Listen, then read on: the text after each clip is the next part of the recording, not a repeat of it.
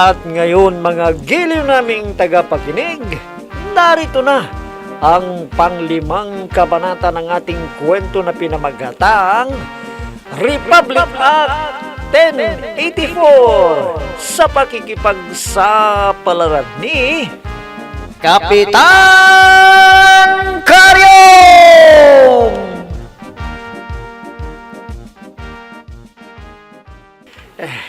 Naku pare, ipinahamag tayo ng motor mo. Hindi mo ba alam na kaunti na pala ang gas? Kwan. Hindi nga pare, nasira pala yung fuel gauge. Akala ko marami pang gas. Yun pala, empty na. At nako, matagal nang naka-reserve pala. Hindi bale. Malapit na tayo sa bahay ni dating Vice Mayor Timprosio eh. Oo. Ay ano, ilang metro na lang. Oo pare, malapit na tayo sa dating Vice Mayor Pagod na Timprosio ako. sa bahay niya.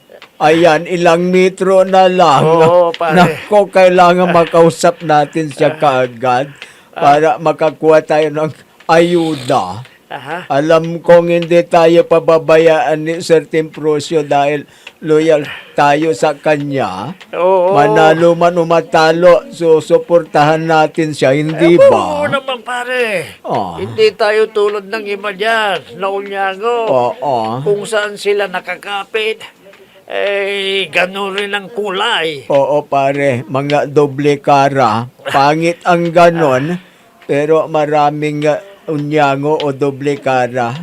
Hindi maiwasan pare. Tama ka, pare. Hindi tayo gano'n. Oo. Pare, teka. Ah. Bakit ang daming tao sa harap ng bahay ni dating Vice Mayor Timprosio? Bakit kaya? Oo nga. Halika, bilisan natin ang lakad at tanungin natin sa mga tao kung bakit sila nandyan. Sige. Nandito na tayo. Mga kaibigan, anong nangyari dito? Anong nangyari dito? Bakit kayo nandito? Nako, si dating Vice Mayor Timprosio, nakidnap ng pulang van at puting tricycle na matabang driver. Ano? Papatay? Magkasama! Di ba sila yung mga kidnapper? Oo nga, sila yung kidnapper! Ano po, pare? Sila! Sinabi nilang tayo raw ang kidnapper. Nako, nagkakamali kayo. Hindi kami kidnapper. Kaibigan kami ni dating Vice Mayor Timprosio. Mga kidnapper, huli natin sila! Uli natin na mga yan. Uulihin tayo. Sila yung Ano pang kidnapper. ginagawa natin? Takbo na! Takbo na!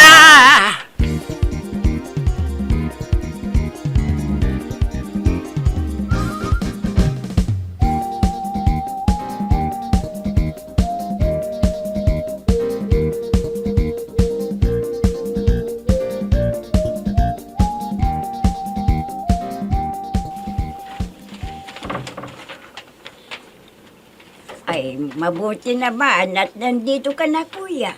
Nakahanda na ang pagkain mo. Nagluto ako ng mga paborito mong ulam. Ay, Punyang, nandito ka, di ba pinalayas na kita? Bakit ka bumalik, ha? At nasaan ang baril ko? Nasaan? Ay, kuya, tinago ko. Naiwan mo yon sa paradahan. Nakabukas ang clutch bag mo. Siguro, kaya nahulaw. Ay, sinungaling ka. Talagang ninakaw mo. Ay, naku, Punyang, marami ka nang ginawang kahihiyan. Sobra na. Ay, kuya, humihingin nga ako ng paumanhin sa iyo eh. Nagluto ako ng mga paborito mo, ginataang laing at ginataang alimango. Masarap yun, kuya. O ano, ipaghahain na ba kita? Ay, naku, Punyang, kahit ano pang gawin mo, hindi kita mapapatawad sa mga pinaggagawa mo. Malaking kahihiyan ang mga pinaggagawa mo. Opisyal kaming dalawa ni Bayaw. Pero anong ginawa mo? Kung hindi lang kita kapatid, ay nako, pinatay na kita. Ay, tama na, kuya. Di ba nangako ka kay inay bago siya namatay na ang sabi mo, kahit anong mangyari, hindi mo ako pababayaan. Nakalimutan mo na ba yun, kuya? Noong na-malaria ka, sinong nagbantay sa'yo? Sinong nag-donate ng dugo para madugtungan pa ang buhay mo? Di ba ako, kuya? Ayaw kitang mamatay noon. Kaya ako na ang nagboluntaryong nagbigay ng dugo. Kung wala ako noon, kuya, namatay ka na. Boy, punyang. Sige, kuya. Kung gusto mo na mawalan na ako sa paningin mo, Punyang, bakit mo ikinasa ang baril? Huwag, Punyang, huwag mo akong barilin. Huwag! hindi kita babarilin, kuya. Kundi ikaw ang babaril sa akin. Hayan, ikinasa ko na. Barilin mo na ako, kuya. Barilin mo na ako kung galit ka. At wala na akong halaga sa iyo bilang kapatid mo. Barilin mo na ako. Kunin mo itong baril mo. Punyang, Hindi. Hindi mo ako babarilin. Ang ibig sabihin yan, mahal mo pa rin ako, kuya. O, bakit? Hindi mo na ako barilin. Sige na, kuya. Barilin mo na ako. Patayin mo na ako kung hindi mo na ako mahal na kapatid mo. akin na yung baril ko. Talaga yatang papatayin na ako ni kuya.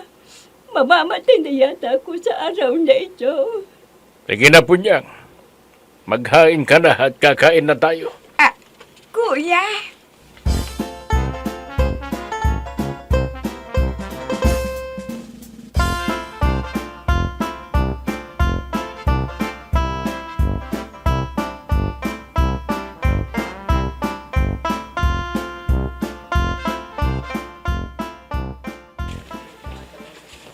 Kagawad, Gusting. Kagawad, may sasabihin ako sa iyo.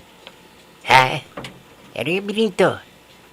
Kagawad, nakita kong hinahabol ng mga kamag-anak ni dating Vice Mayor Temprosio. Sila Kagawad Asyong at Kagawad Adong.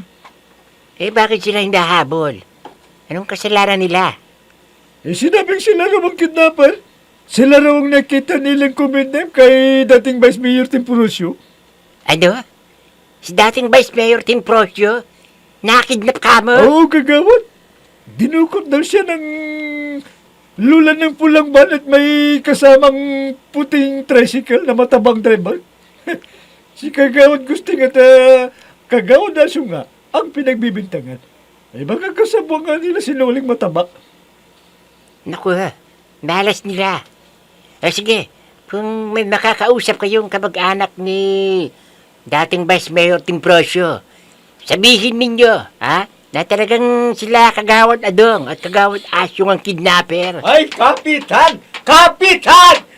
Breg, bakit? Ha? Ano sasabihin mo? Ay, Kagawad, nasaan si Kapitan? May nakalap akong balita.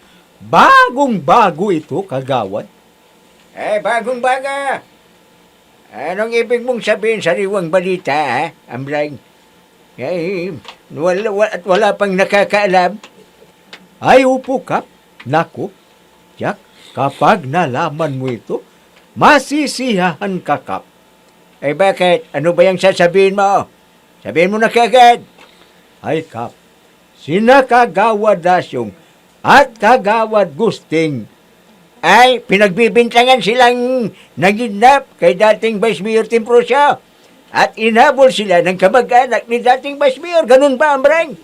Ay, oo, Kap. Ay, paano mo nalaman yan, Kap? Habang ikinikwento ni Benito kay Kagawad Gusting, pinapakinggan ko na. Kaya alam ko na. Ano? Ay, buwisit ka, Benito. Inunahan mo ako. Ako sana ang magbabalita niyan kay Kapitan Ay paano? Papatay-patay ka nga. Kaya balas mo. Ang kupad-kupad mong kumilos. Ay, buwisit ka. Bubugbugin kitang animal kang sip-sip ka talaga. Huwag mong sabihin yan, ha? Huwag mong sabihin sip-sip ako. Sige. Aray! Ay! Tignan yung ginawa ni Benito Kap. Sinuntok ako? Aray! Kasalanan mo yan. Dapat lang na masuntok ka niya. Dahil sinabi mo siyang sip-sip. Kung hindi ka pa alis dito, baka masuntok din kita o tadyakan pa kita. Kapitan?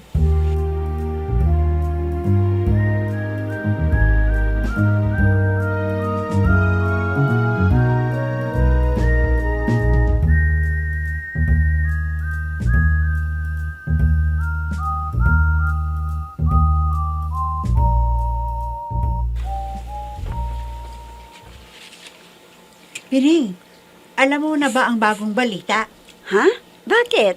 May development na ba sa kaso ng pagkawala ni Melinda? Hindi yan pining. Kundi ayon sa usap-usapan, sila Kagawad Asyong at Kagawad Adong pala ang kidnapper. Ano? Totoo ba yung sinabi mo, friend? Hindi ko alam kung totoo, pero yun ang ipinost nila. Hinabol daw sila kahapon ng mga kamag-anak ni dating Vice Mayor Timprusio dahil sila daw ang nakitang lulan ng pulang van at puting tricycle. Kung ganon, posibleng sila ang kumidnap kay Melinda. Oo, baka sila nga. Kaya dapat mahuli sila ng pulis para maimbestigahan. Pero may inilunsad na silang Upland Rescue Melinda na nag-iimbestiga. Oh, anong development ng investigasyon nila? Wala pa nga eh. Pero ayon sa tagapagsalita nila, wala pa raw suspect. Pero sasabihin ko na sa kanila yung sinabi mo para imbestigahan din nila sila Kagawad Asyong at Kagawad Adong. Sige, Pining, gawin mo na kaagad yan para mapadali ang investigasyon nila. Malay natin, baka totoong sila nga ang kumidnap kay Melinda.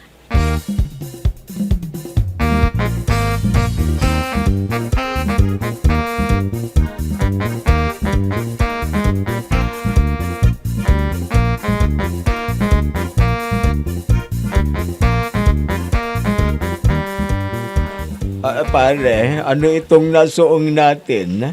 Bakit ganon? Bakit tayo pinagbibintangan na kumidnap kay dating Vice Mayor at ang asawa niya? Oo nga pare. Nangyari na ito sa amin ni Kagawad Gusting noon. Naulit na naman ngayon. Pero tingnan mo itong nakuha ng CCTV nang kidnapin sila dating Vice Mayor Templosyo. Tingnan mo pare. Oo. Teka. Nako, kaya pala tayo pinagbibintangan kamukha natin ang mga yan. Pati kulay ng damit, parihong-pariho tayo. Oo pare. Nako, paano na kaya ito?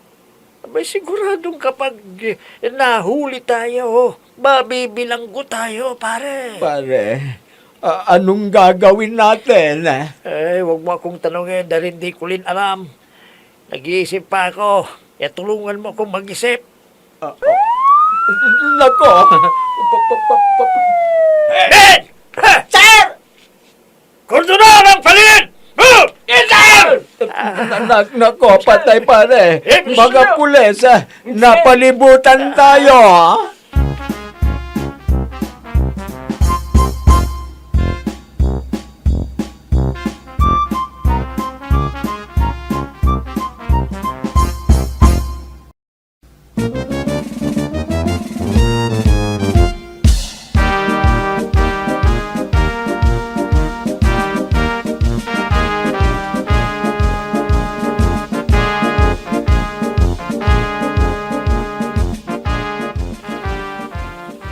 Mga kasama, nakita niyo ba ang video Kita namin. na nakunan ng CCTV na dating Vice Mayor Timprusio? Oo, Gawad. At sila Kagawad na daw at Kagawad na yan Dalawa. Di ba? Sige. Play mo nga Kagawad Gustay para may kilala natin sila kung talagang sila nga yan. O sige, ililiwag natin. Para makilala natin.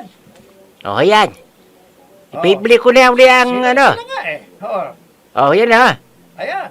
Silang dalawa yung nakikita ayun Silang dalawa nga. Si Kagawad na yung driver.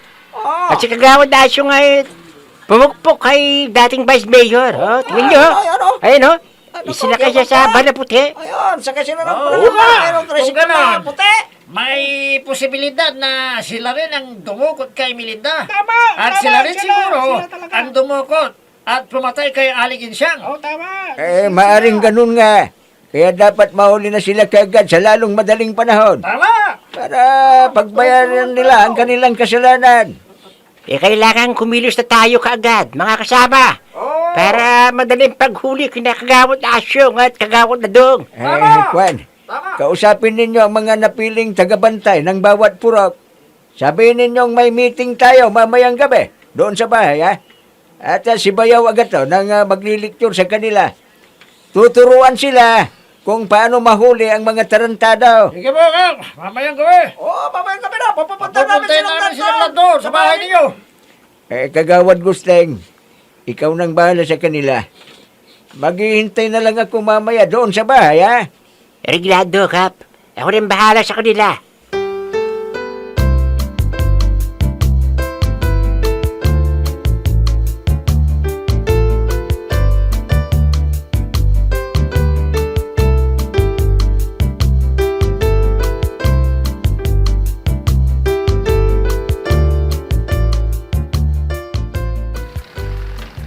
Pare, saan tayo pupunta ngayon, ha?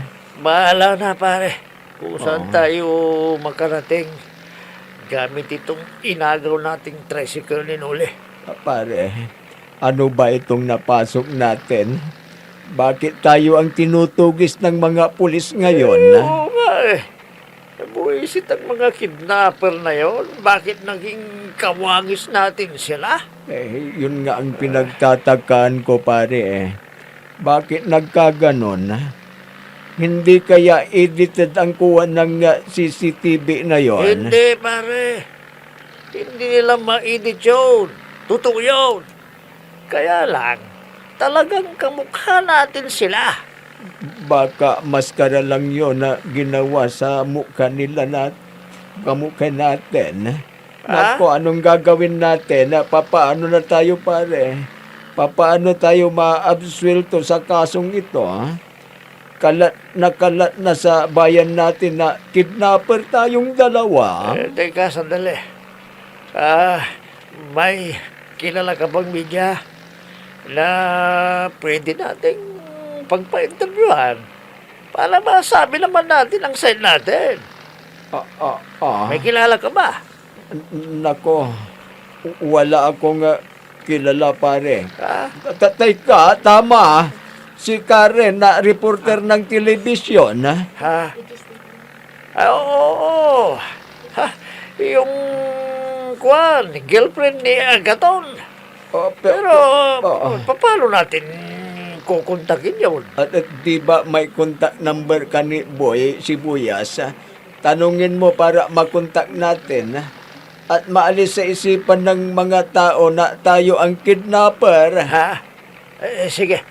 Tawagan ko si Boy Sibuyas para makuha ang contact number ni Karen Crisologo.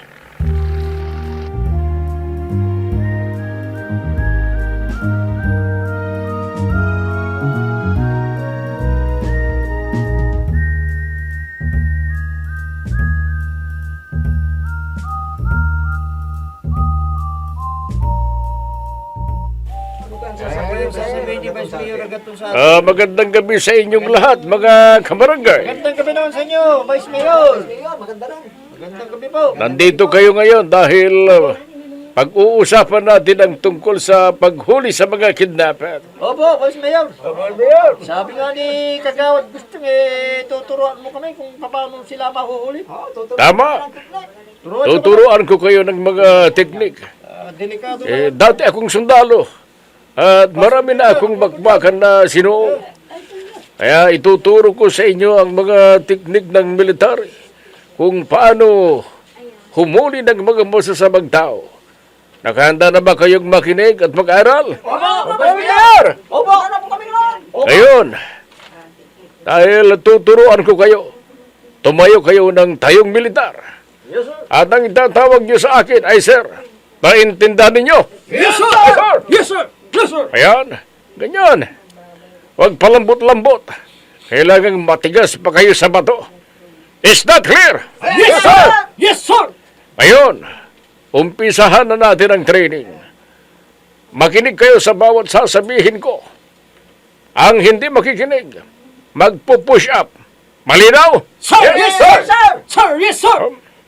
Lalaking lalaki ba kayong lahat dito? Yes, sir! Lalaki po kami! Yes, sir! Nagduduga, walang binibiyakan, jib-jib ka. Ay! Papatayin ko kayong lahat! Papatayin ko kayo! May talang baril! Buisit ka po niyan. Papapatay na kita. Mapapatay na kitang animal ka. Ha? Ah!